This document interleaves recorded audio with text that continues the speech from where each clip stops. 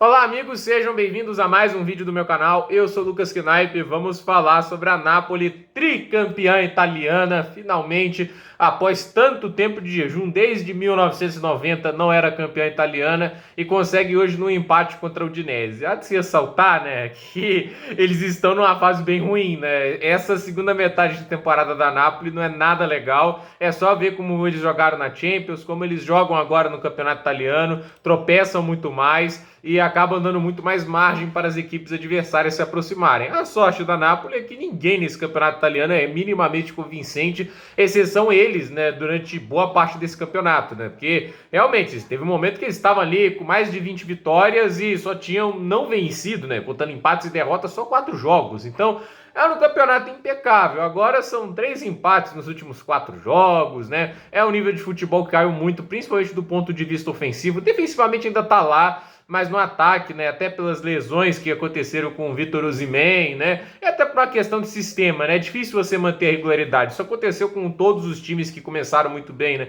Benfica tá tendo esse problema no Campeonato Português, o Arsenal também teve. Então, assim, é difícil você manter um campeonato em alto nível. Mas quem tiver maior regularidade ou quem souber aproveitar melhor as boas fases tem vantagem, e é isso que a Napoli faz, né? E é um campeonato com 80 pontos nesse momento, caso ganhe os últimos, né, 5 jogos, 95, um campeonato de bastante autoridade, né? Se a gente lembrar do passado, né? O Milan no passado foi campeão com 86 pontos. Antes disso, a Inter de Milão do Antônio Conte com 91, né? E a Inter de Milão do Antônio Conte, né? E antes disso, a gente teve a Juventus do Sarri conseguindo ser campeão com 83 e perdeu 3 dos últimos 4 jogos, né? Quis dar um pouquinho de emoção, né? Então, assim, são campeonatos, assim, a gente teria o melhor campeão italiano desde 17 e 18, que se não me engano era com a Juventus de Massimiliano Allegri, né, que marcou 86 gols, sofreu 24, 30 vitórias, 5 empates e 3 derrotas. E adivinha qual foi o grande rival naquele ano do título da Juventus? Napoli. A Napoli marcou 91 pontos naquela campanha, mas é aquela história, né? A Napoli nessa temporada, além de ter tido rivais mais fracos, ela foi um time que, assim, aproveitou muitas oportunidades que teve, né? Ela teve um futebol que chamou muita atenção, assim, como era bem equilibrado, né?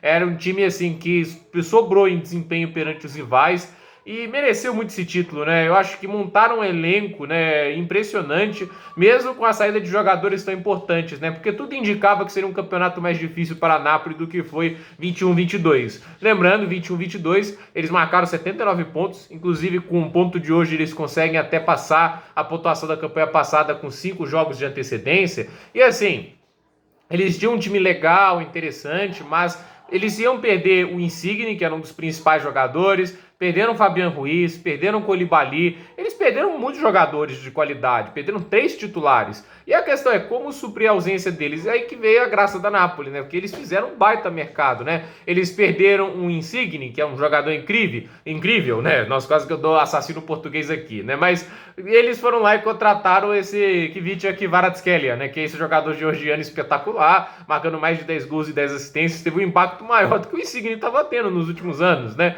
Perdeu o Fabian Ruiz no meio campo, conseguiram Anguissá, Lobotka, e assim, realmente o Zielinski é um trio de meio campo muito completo, né?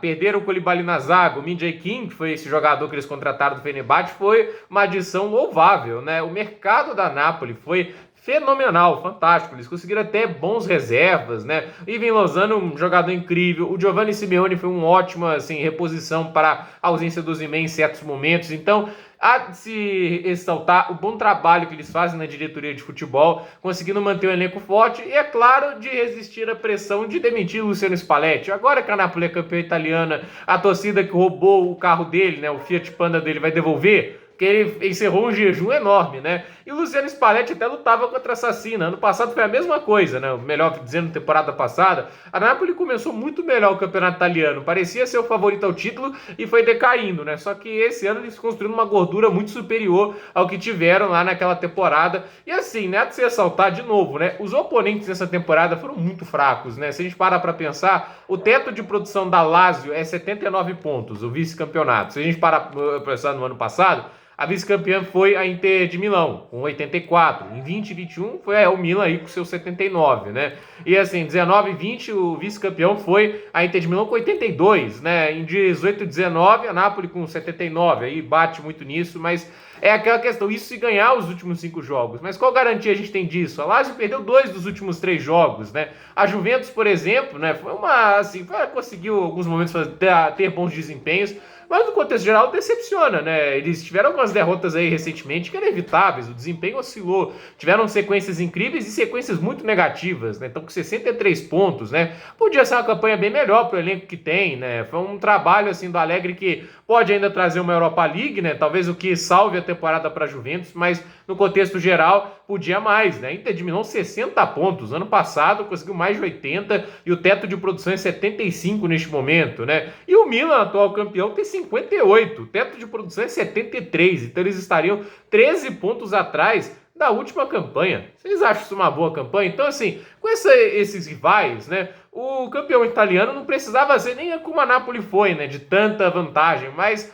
é aquela história, né, quando os times ali vão tropeçando, aquele que sabe aproveitar, dispara, e foi o que a Napoli fez, é por isso que quase em nenhum momento ela esteve sob alcance, né, nunca teve ameaçado. O Arsenal, por exemplo, né, ele fez uma grande campanha, né, e acabou que ele conseguiu, assim, até ter uma gordura que chegou a 8 pontos, mas o fato é que a gente teve ali o Manchester City como uma figura presente, o United em alguns momentos, né? Os oponentes na Premier League oscilaram menos. Em Portugal, o Porto oscila muito menos do que os dos times do campeonato italiano. Eu acho que na temporada seguinte, né? Vamos ver quem que fica, quem que sai da Napoli. O De Laurentiis, que é o presidente da Napoli, né? Ele é um cara que, ao meu ver, assim, é muito difícil de negociar. Se bobear, o elenco da Napoli vai até mais forte para a próxima temporada. Mas eu acho que, assim, até por ser um momento de desgaste um pouco do futebol do Spalletti, que fez um trabalho maravilhoso no contexto geral, né? Eu acho que a Napoli vai ter que dar uma pequena reinventada, óbvio que vai ser um dos favoritos, né? Eu acho que, assim, a Lazio pode ser um time melhor na próxima temporada, a Inter de Milão, o Milan, vamos ver a Juventus, né? Se começa melhor o campeonato italiano. Eu acho que deve ser um campeonato menos tranquilo para a Napoli do jeito que foi, né? Eu acho que o jeito que a campanha foi conduzida foi bem tranquilo para o campeonato italiano se direcionar para a equipe do Spalletti, mas vamos ver, se o Osimhen sai, é um problemão para ser assim, gerenciado, né? Se o Osimhen é vendido, mesmo que chegue generosos 150 milhões de euros, né? A saída dele é bem complicada de você repor, né? Não existem muitos atacantes melhores do que o Osimhen, ou que, assim, jovens, assim, que vão produzir, assim, tão bem quanto ele, né? Então, a ver o que vai acontecer. Mas, fato é, parabéns a Napoli, campeão italiano com muitos méritos. Acho que é uma das histórias mais legais dessa temporada, sem dúvida nenhuma. Tanto tempo, assim, sem vencer, né? Tanto tempo batendo na trave. Nos últimos anos, o domínio da Juventus é o único que estava ameaçando.